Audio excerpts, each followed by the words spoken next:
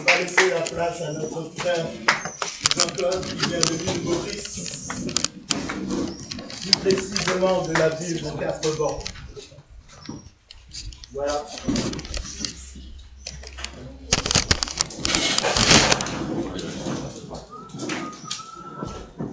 Comment il est? Sûr? Au commencement était la parole. La parole était avec Dieu. La parole était Dieu. La parole s'est faite chair. Rien de ce qui a été créé n'a été créé sans la parole. Toute chose a été créée par la parole. Les choses visibles et les choses invisibles. Ainsi va la parole qui sort de la bouche de Dieu. Elle ne retourne point à Dieu sans avoir accompli son dessein et exécuté sa volonté. Amen. Donc soyez attentifs, non pas à ma parole, à la parole que je vais articuler de la part du Seigneur. Je vais vous raconter une histoire vécue. Vous aimez les histoires? Vous êtes là cet après-midi? Amen. Vous n'avez pas fait la sieste? Moi non plus. Nous allons lire dans le deuxième livre de Samuel, de l'Ancien Testament bien sûr, le chapitre 4, le verset 4.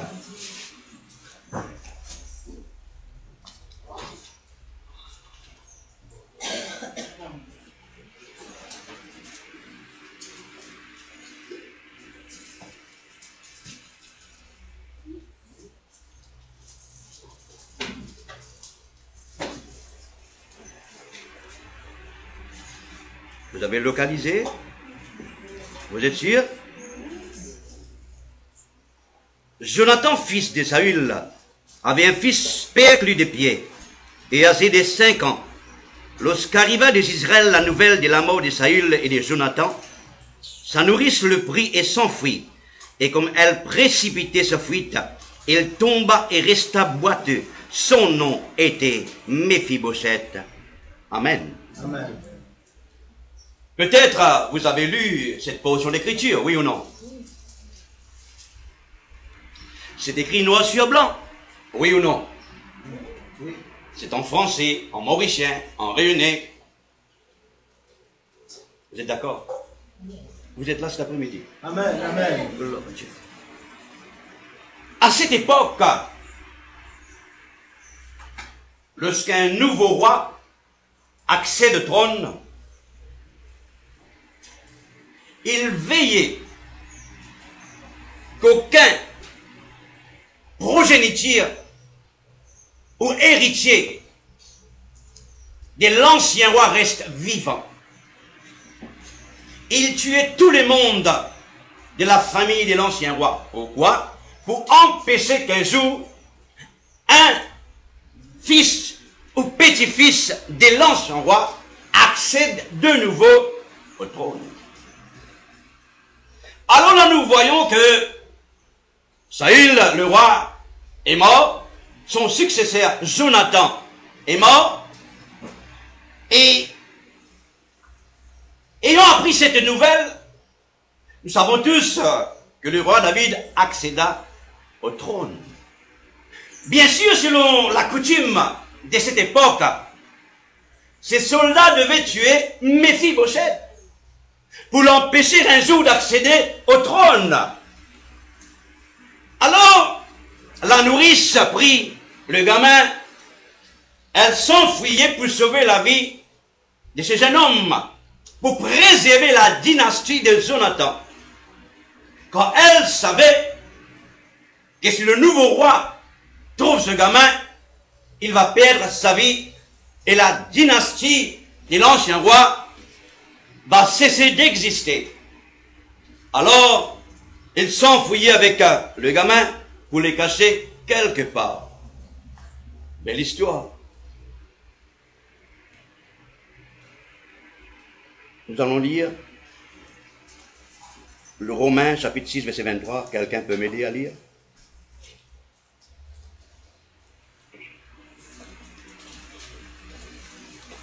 Ce que nous avons lu, c'est l'ombre des choses à venir. En Christ se trouve la réalité des ombres. Amen. Amen. Romains chapitre 6, verset 23.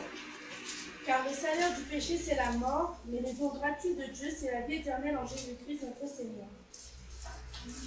Donc, nous tous, à cause d'Adam, nous méritons la mort. Vous êtes d'accord? À cause d'Adam, nous méritons la mort. Vous êtes d'accord? Mais, ce que nous méritons, nous ne l'avons pas eu. C'est parce que Jésus, notre substitut, a pris notre place, afin qu'il puisse mourir à nos places et que nous puissions vivre. Amen. Mais, bien sûr, mon frère, on connaît cela. Mais qu'arriva-t-il à Méphibosheth? Il était boiteux, ses pieds n'étaient pas assez fermes. Il ne pouvait pas marcher correctement. Méphibosheth veut dire celui qui fait disparaître la honte. Rien n'est écrit dans la Bible par hasard. Dieu qui est omniscient, dans sa sagesse, il fait tout précis et exact. Pas d'erreur. Nous commettons des erreurs d'interprétation, mais pas Dieu. Je vous ai dit tout à l'heure, un jour Dieu m'a dit, il n'a pas besoin de mes opinions, car il est omniscient. Alors, Méphibosheth veut dire celui qui fait disparaître la honte. Soyons honnêtes, nous sommes croyants et nous sommes tous en Christ, d'accord? Je suis honnête, j'ai fait beaucoup d'erreurs dans ma vie. Vous non? Si. Je suis un être humain. Pourquoi? Parce que mon esprit est parfait, mon âme est imparfaite et mon corps sera glorifié un jour. Amen. Alors, à cause de ma mentalité et de mon âme, je commets des erreurs, pas vous? Des fois, j'ai honte. Des fois, je me sens concerné. Mais quand je pense à un papa d'amour qui ne me fera jamais de reproche, car tout reproche et toute honte est tombé sur Jésus. Amen. Je vous ai dit, peut-être vous avez oublié la loi de double incrimination. Par exemple, si quelqu'un a commis un crime et qu'un autre paye pour lui, le juge ne peut pas condamner cet individu pour les crimes commis parce que ça a été payé par un autre. On ne peut pas l'incriminer une deuxième fois. La loi des doubles incriminations. Alors, puisque Jésus a été condamné à ma place, à vos places et à la place de l'humanité, c'est pour cela, maintenant, il n'y a plus de condamnation pour ceux qui sont en Jésus-Christ.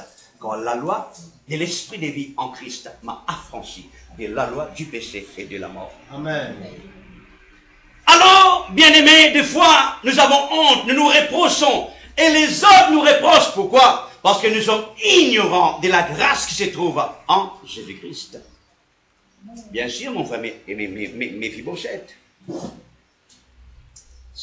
Des fois, vous et moi, dans notre marche, nous boitons, des fois, spirituellement parlant. Nous ratons le pas. C'est vrai ou c'est pas vrai? Comme Méphibosheth. Nous allons lire 1 Corinthiens, le chapitre 1er, le verset 8. Quelqu'un peut m'aider?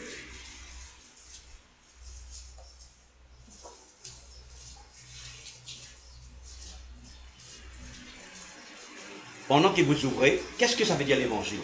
La bonne nouvelle. Ok? Du grec au français, cela veut dire trop beau pour être vrai. L'évangile veut dire trop beau pour être vrai. Quelqu'un peut lire 1 Corinthiens, chapitre 1er, verset 8?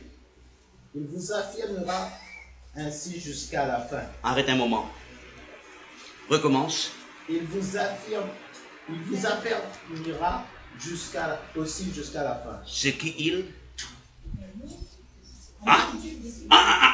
Il, c'est qui? C'est moi qui va vous affirmer et c'est vous qui affirmer. Il, c'est qui? C'est Dieu. Qu'est-ce qu'il fera? Il vous affirmera aussi jusqu'à la Fin. Non, je ne crois pas. Vous croyez-vous? Jusqu'à la fin, c'est sûr? Qu'est-ce que ça veut dire jusqu'à la fin? Je terminerai ma vie en beauté. Pourquoi? Par la grâce de Dieu. Continuez, mon frère.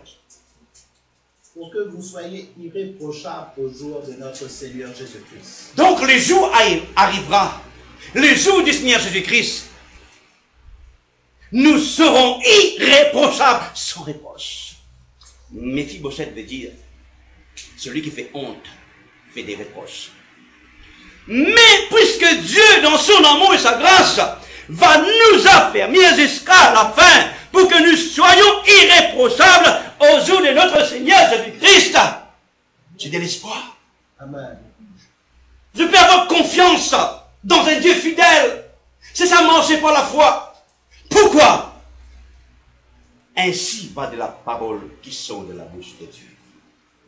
Elle ne retourne point à lui sans avoir accompli son dessein et exécuté sa volonté. Nous allons lire maintenant dans 2 Samuel chapitre 9. Deuxième livre de Samuel, le chapitre 9. Vous voulez savoir la continuation de l'histoire de cet homme, Méphibosheth? Oui. Ok, belle histoire. Belle histoire d'amour. 2 Samuel chapitre 9, les versets 3 et 4. Je vais faire la lecture, vous avez localisé? Mon message s'intitule « Quand la grâce te localise ». Le roi dit, le roi David, il devait tuer Méphibosheth pour ne pas assurer une autre dynastie courte que celui de David. Le roi dit, entre guillemets David, n'y a-t-il plus personne dans la maison de Saül pour que juge envers lui de la bonté de Dieu? Et Siba répondit au roi, il y a encore un fils de Jonathan, perclus des pieds. Le roi lui dit, où est-il? Et Siba répondit au roi, il est dans la maison de Makir, fils d'Amiel, à Lo-Débar. Le roi devait tuer Méphibosheth, mais qu'est-ce qu'il fit? Il voulait savoir s'il y a quelqu'un qui reste dans la famille de Saül et de Jonathan. Savez-vous que Méphibosheth était devenu ennemi du roi David? Savez-vous? Vous ne savez pas? Ok. Il cherchait Méphibosheth pour lui démontrer la bonté. Je ne sais pas, vous tous, si vous m'aimez, je ne sais pas. Moi, je vous aime. Amen. Il y a beaucoup de gens qui ne m'aiment pas. Mais moi, je vous aime. Amen. Parce que mon père est amour, tel père et tel fils. Nous allons lire dans Jean, le chapitre 15, les versets 16. Ne fermez pas de Samuel.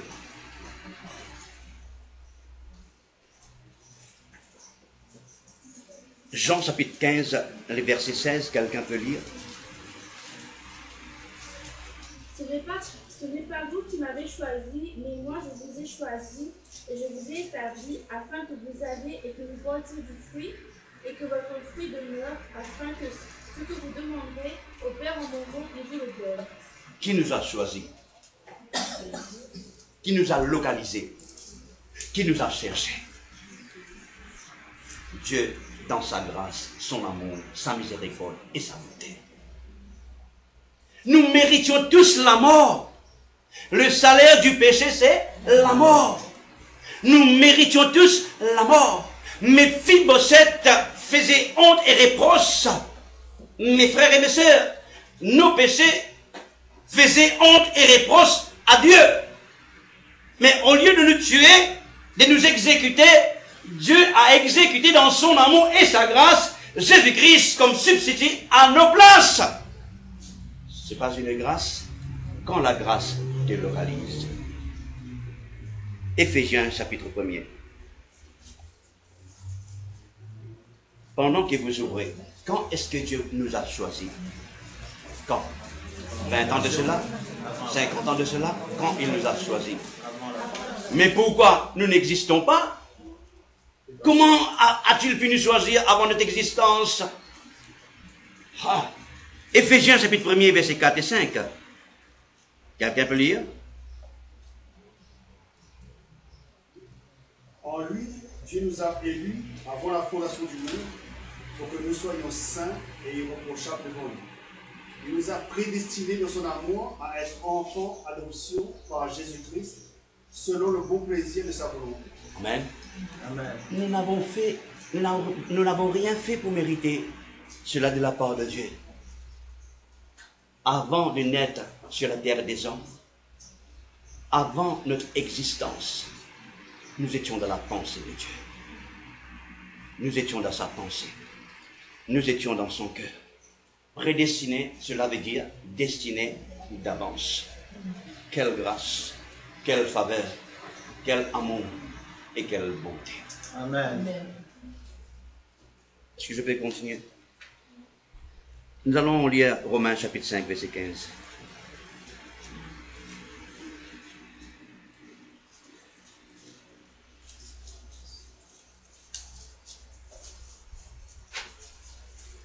Vous savez de quoi on m'accuse dans le monde entier?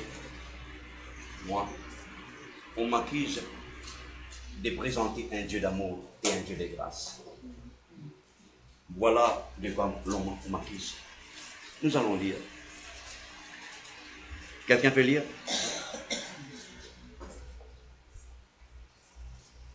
Romains 5,15, pas toi Romain.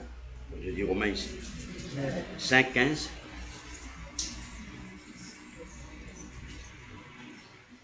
Oh, oh. Mais il n'en est pas du don gratuit comme l'offense, car si l'offense d'un seul, il en est beaucoup qui sont morts, et à plus forte raison de la grâce de Dieu et du don de la grâce venant d'un seul homme, Jésus-Christ, ont été abondamment répandus sur vous. La grâce est un don ou c'est un mérite? Un don. Méphibosheth craignait pour sa vie. Il s'est caché dans un endroit qui s'appelait le débat. C'est cette vision. Il s'est caché dans un endroit qui s'appelle le débat. Nous allons lire 2 Samuel chapitre 9, versets 7 à 13.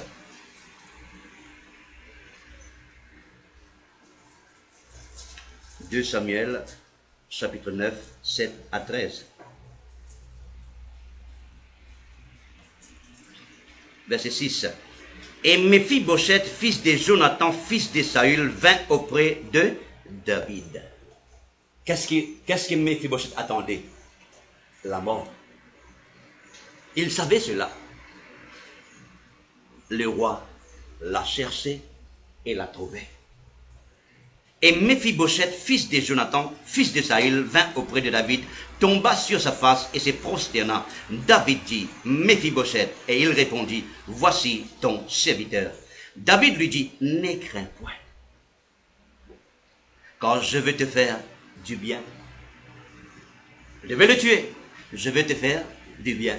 L'évangile, cela veut dire une bonne nouvelle, trop bon pour être vrai.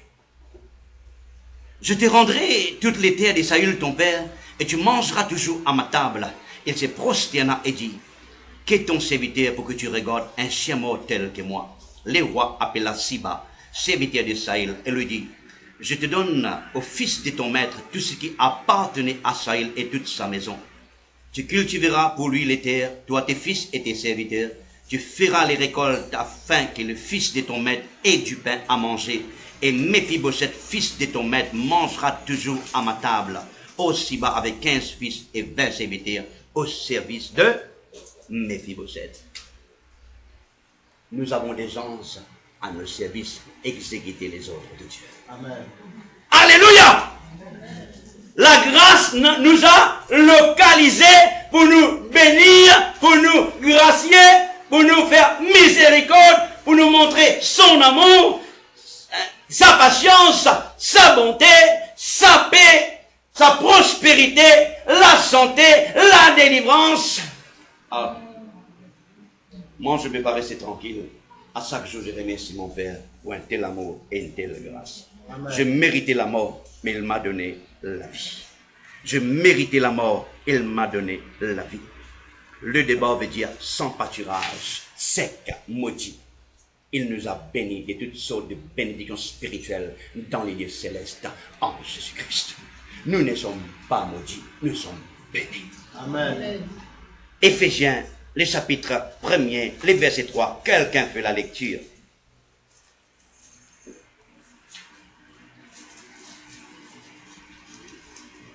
Éphésiens, les chapitres 1er, le verset 3.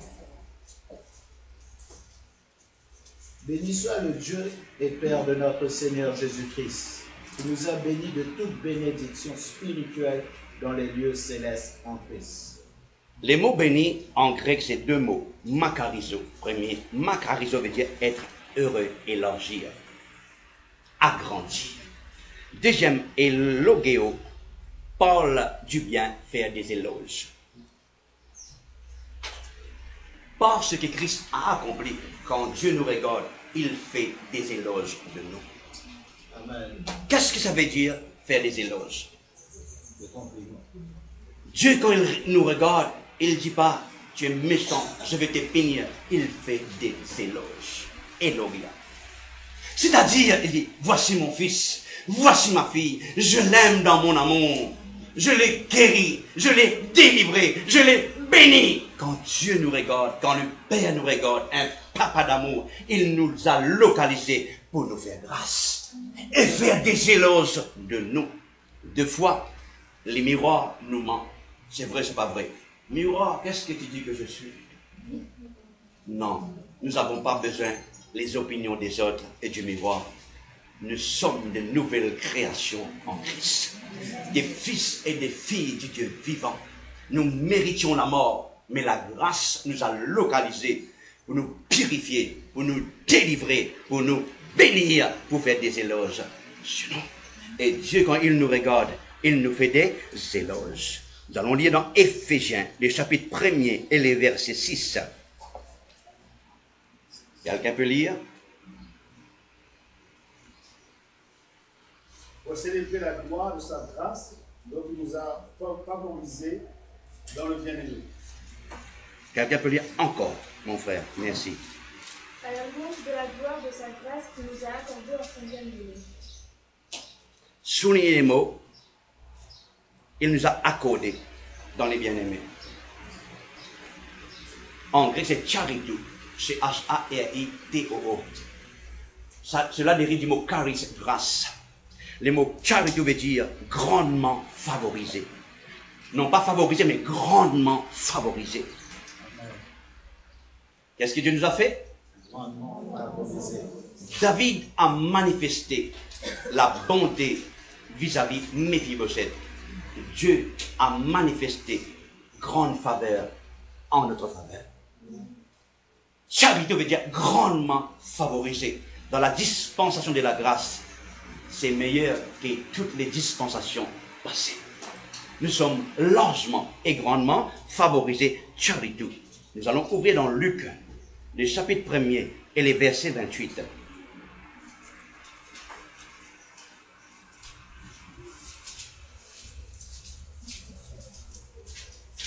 Luc, les chapitres 1er, les versets 28. L'ange entra chez elle et dit, je te salue, toi à qui une grâce a été faite, le Seigneur est avec toi. Soulignez mot grâce. C'est charitou. C'est pas charisme, c'est charitou. Il y a seulement 2 places dans toute la Bible où ce mot est écrit. Par Paul aux Éphésiens, concernant les croyants, nous sommes grandement favorisés. L'ange a déclaré à Marie qui va porter Jésus, tu es grandement favorisé, seulement 2 places. Donc Marie qui allait porter Jésus a été grandement favorisée. Une seule femme en tout l'univers. Mais en Christ, tous les croyants sont charitou, grandement favorisés. Amen. Amen. Tu es béni parmi toutes les femmes. On fait des éloges de Marie. Mais maintenant, quand Dieu nous voit, la seule parole qui était accordée à Marie, charitou, est accordée à tous les croyants sans distinction. Nous sommes grandement favorisés à cause de la grâce de Dieu. Alors, bien-aimé, ne laisse personne te mépriser. Tu es si précieux à ses yeux. Trop de fois, nous attendons les opinions des autres, les compliments des autres, sans savoir réellement ce que nous sommes en Christ. connaissez pas mon histoire. J'ai grandi dans l'extrême pauvreté. À l'âge de 29 ans, je suis devenu un street fighter, un combattant de couteau. Regarde mon corps, boss. Un voyou. Il n'y avait personne qui m'aimait. Tout le monde avait peur de moi et me reprochait. Un jour, je pleurais. Je voulais mourir. J'ai crié, Dieu, si vraiment tu existes, sauve ma vie. Et il a entendu mon cri et il m'a sauvé. Moi qui n'avais pas de bonne éducation ni de bonnes manières, pas trop lire, j'étais un soldat militaire. Il m'a fait grâce de visiter 30 nations et de prêcher son évangile. La faute que j'ai commise, c'est toujours présenter un Dieu d'amour et de grâce. C'est pour cela qu'on m'accuse. Alors, c'est à vous de juger. Je vous présente un Dieu qui vous aime, qui fait des éloges de vous, qui vous a grandement favorisé. La grâce t'a localisé. C'est trop tard pour avoter tes bénédictions. Dans les jours qui viennent, tu vas voir la main de Dieu. Si chaque jour tu te lèves et tu remercies Dieu, qui est un papa d'amour et qui t'a grandement favorisé, tu fais des éloges de toi, puisque Dieu fait des éloges de toi. Watch out, comme dit en anglais, tu vas voir des grandes choses dans ta vie. Si un homme comme moi a écrit 8 livres en Amérique, qu'est-ce que Dieu peut faire dans ta vie? Si Dieu a cessé d'un homme comme moi, il a pu m'utiliser. Qu'est-ce que Dieu peut faire dans ta vie? Prends courage et confiance. Ta destinée, l'histoire de ta vie est en train de s'écrire. Tu vas marquer l'histoire parce que tu es un bien-aimé et une bien-aimée de Dieu. Louons le Seigneur pour sa grâce. Manuel.